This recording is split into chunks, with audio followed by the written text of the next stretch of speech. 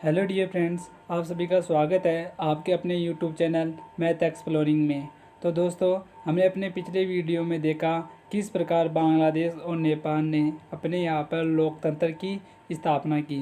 बांग्लादेश जो कि पहले पूर्व पाकिस्तान के नाम से जाना जाता था, इसके पश्चात 1971 के युद्ध होने के बाद वह एक अलग राष्ट्र बांग्लादेश के रूप में बना और उसने अपने यहाँ पर लोकतंत्र को कायम किया।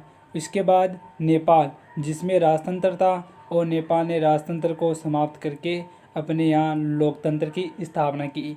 अब हम बात करेंगे श्रीलंका के बारे में। आपको बता दूं, 1948 में श्रीलंका को आज़ादी मिलने के बाद श्रीलंका में लोकतंत्र कायम है। वहाँ पर किसी सेना और किसी राजतंत्र का शासन नहीं है, अपितु वहाँ पर जातीय संघर्ष है। देखते हैं श्रीलंका में जातीय संघर्ष के बारे में। यह एक श्रीलंका का मैप दिया हुआ है। आप देखिए, श्रीलंका जो कि भारत के दक्षिण दिशा में है। हम आज इस श्रीलंका के जातीय संघर्ष के बारे में देखेंगे। तो देखते हैं श्रीलंका में जातीय संघर्ष। इसमें पहला पॉइंट दिया गया है, 1948 में श्रीलंका को स्वतंत्रता मिली, जिसके बाद श्रीलंका में लोकतंत्र कायम है। यानी कि सन 1948 में श्रीलंका आज़ाद हो चुका था। उसके बाद से श्रीलंका में लोकतंत्र जो प्रणाली है वो वहाँ पर कायम है। लेकिन श्रीलंका की राजनीति पर सिंहली समुदाय का दबदबा है। यह लोग भारत छोड़कर श्रीलंका आ बसी एक बड़ी तमिल आबादी के खिलाफ है। यानी कि श्रीलंका जो है वहाँ पर सिंहली समुदाय, जो श्रीलंका में जो सिंहली लोग हैं, उनका वहाँ श्रीलंका में दबदबा है। यह लोग भारत छोड़कर आ बसी एक, यानी कि ये जो सिंहली लोग हैं वो भारत के जो तमिल लोग थे, यानी कि जो भारत के तमिल लोग श्रीलंका में गए थे, उनके प्रति एक आबादी है, उनके प्रति जो एक आबादी है उस आबादी के क्या है, एक खिलाफ है। यानी कि जो तमिल लोग हैं उनके प्रति ये सिंहली लोग खिलाफ है। सिंहली लोगों का मानना था कि श्रीलंका में तमिलों के साथ कोई रियासत नहीं बरतनी जानी चाहिए, क्योंकि श्रीलंका सिर्फ सिंहली लोगों का है। यानी कि सिंहली लोगों जो वो श्रीलंका के जो सिंहली लोग थे, उनका मानना था कि श्रीलंका के जो श्रीलंका में जो तमिल लोग हैं उनके प्रति कोई भी व्यवहार नहीं बरतना चाहिए, क्योंकि श्रीलंका सिंहली लोगों का है। यानी कि उनका यह मानना था कि श्रीलंका पर केवल सिंहली लोगों का ही अधिकार है, तमिल लोगों का नहीं। इसके कारण तमिलों के प्रति अपेक्षा भरे बर्ताव से एक उग्र तमिल राष्ट्रवाद की आवाज़ बुलंद हुई। यानी कि जो अपेक्षा, जो उनसे घृणा मिलती थी, जो सिंहली लोगों से घृणा मिलती थी, उससे तमिल लोगों के प्रति जो अपेक्षा बर्ताव थे, उसके कारण एक उग्र तमिल राष्ट्रवाद की क्या आवाज़ बुलंद हुई। अगला पॉइंट है, 1983 के बाद से उग्र तमिल संगठन लिबरेशन टाइगर्स ऑफ तमिल इलम लिटे का श्रीलंका सेना के साथ सशस्त्र संघर्ष हुआ। यानी कि 1983 के बाद एक उग्र संगठन बना जिसका नाम लिटे था, और उसका पूरा नाम लिबरेशन टाइगर्स ऑफ तमिल इलम था। उसका श्रीलंका की सेना के साथ सशस्त्र संघर्ष हो गया। अगला पॉइंट है, इससे तमिल इलम यानी तमिलों के लिए एक अलग राष्ट्र की मांग की गई। श्रीलंका के उत्तर पूर्वी हिस्से पर लिटे का नियंत्रण था। यानी कि तमिल इलम जो लिटे था, उसकी यह मांग थी कि वह श्रीलंका से एक अलग राष्ट्र बनाए, और इस कारण उसने श्रीलंका के उत्तरी पूर्वी हिस्से पर अपना नियंत्रण जमा लिया था। अब देखते हैं श्रीलंका की समस्या भारत से क्या है। श्रीलंका की समस्या भारतवंशी लोगों से जुड़ी है। भारत की तमिल जनता का भारतीय सरकार पर भारी दबाव है कि वह श्रीलंका तमिलों के हितों की रक्षा करे। यानी कि श्रीलंका की जो समस्या है वह भारतवंशी लोगों से जुड़ी है, क्योंकि श्रीलंका में जो तमिल लोग हैं वो भारत के हैं, जिस कारण भारत की तमिल जनता का भारतीय सरकार पर दबदबा है, और उसी को लेकर वह श्रीलंका तमिलों के हितों की रक्षा करने के लिए बाध्य है। अगला है, इसलिए भारत सरकार और श्रीलंका सरकार के बीच जयवर्धन 1987 समझौता हुआ। यानी कि भारत सरकार और श्रीलंका सरकार के बीच 1987 में जयवर्धन समझौता हुआ। अगला है, श्रीलंका सरकार और तमिल के बीच रिश्ते सामान्य करने के लिए भारतीय सेना को भेजा। यानी कि जो श्रीलंका सरकार और जो तमिल थे उनके बीच रिश्ते सामान्य करने के लिए भारत ने अपनी सेना को भेजा, परंतु भारतीय सेना लिटे के साथ संघर्ष में फंस गई। यानी कि जो वहाँ का श्रीलंका का जो तमिल संगठन था, उग्रवादी संगठन था लिटे, उसमें भारतीय सरकार वो भारतीय सेना उसमें फंस गई। श्रीलंका की जनता ने समझा कि भारत श्रीलंका के अंदरूनी मामलों में दखलबाजी कर रहा है। इसलिए श्रीलंका की जनता ने समझा कि भारत जो कि श्रीलंका के अंदरूनी जो मामले है उसमें क्या दखलबाजी कर रहा है। अगला है 1989 में भारत ने अपनी शांति सेना को बिना लक्ष्य हासिल किए वापस बुला लिया।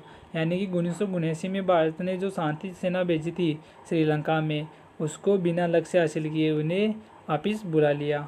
अगला पॉइंट है 2009 में लिटे का अंत हुआ। यानी कि सन 2009 में जो उग्रवादी संगठन लिटे था उसका अंत हो गया था। यानी कि वो एक संगठन बना हुआ था, उस संगठन का विघटन यानी कि बिखर गया था, तो वो संगठन खत्म हो गया। अगला है दक्षिण एशिया के देशों में सबसे पहले श्रीलंका ने ही अपनी अर्थव्यवस्था का उदारीकरण किया। आपको बता दूं कि श्रीलंका ने इतने साल तक जातीय संघर्ष का सामना करते हुए भी उसने सबसे पहले अपनी अर्थव्यवस्था का उदारीकरण किया। यानी कि श्रीलंका ने इस प्रकार जातीय संघर्ष को ख़त्म किया। तो अब हम एक नज़र दक्षिण एशियाई देशों के संघर्षों के बारे में जान लेते हैं।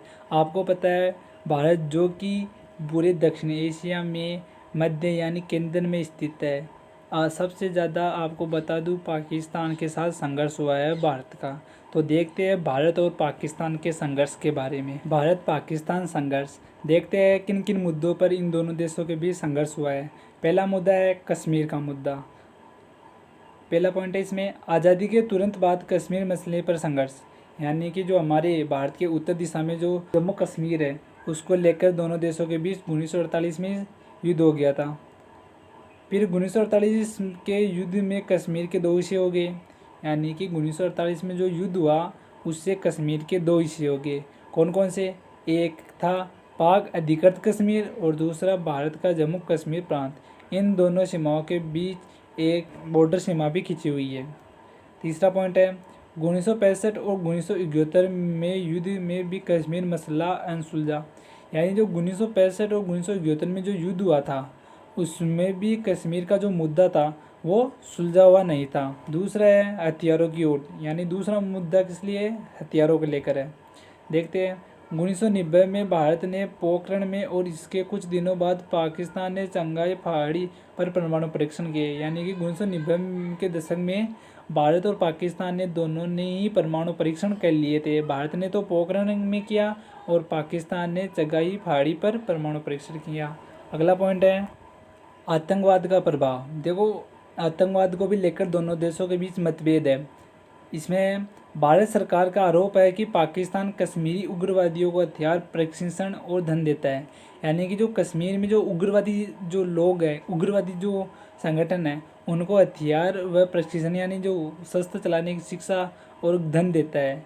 इसको लेकर दोनों देशों के बीच मतभेद है।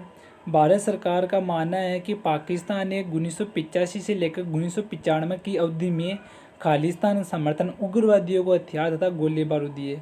यानी कि भारत सरकार का यह भी मानना था कि 1985 से लेकर 1995 तक जो उग्रवादी संगठन चला, जो खालिस्तान आंदोलन चला, उसमें गोली बारूद भी पाकिस्तान द्वारा ही दिए गए थे।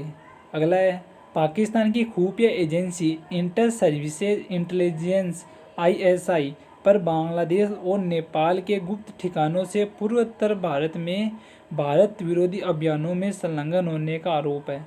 यानी कि पाकिस्तान की जो खुफिया एजेंसी है ISI, उसने बांग्लादेश और नेपाल के जो खुफिया ठिकाने हैं उससे भारत के जो पूर्वोत्तर जिसमें असम, अरुणाचल प्रदेश जो आते हैं, वहाँ पर विरोधी अभियानों में भी अपना हिस्सा दिया। यानी कि वहाँ पर भी उन्होंने अपनी जासूसी की।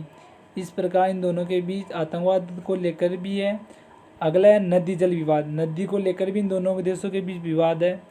1960 में विश्व बैंक की मदद से सिंधु जल संधि समझौता। यानी 1960 में विश्व बैंक की मदद से दोनों देशों ने सिंधु जल नदी को लेकर एक समझौता किया। कब? 1960 में। अगला है जल संधि की व्याख्या और नदी जल के उपयोग को लेकर भी छोटे मोटे विवाद है। यानी जल संधि और उसके पानी को लेकर भी अभी तक छोटे मोटे विवाद चल रहे हैं। यानी इस प्रकार भारत और पाकिस्तान के बीच छोटे मोटे संघर्ष हो रहे हैं। तो दोस्तों आज हमने श्रीलंका की जातीय संघर्ष और भारत पाकिस्तान संघर्ष के बारे में हमने चर्चा की। अब हम अपने अगले टॉपिक भारत और उसके अन्य पड़ोसी देश जो टॉपिक है उसको हम अपने अगले वीडियो में पढ़ेंगे। अगर आपको हमारा वीडियो अच्छा लगा तो लाइक शेयर व सब्सक्राइब करना ना भूलिए। मिलते हैं अपने अगले वीडियो में, तब तक के लिए धन्यवाद।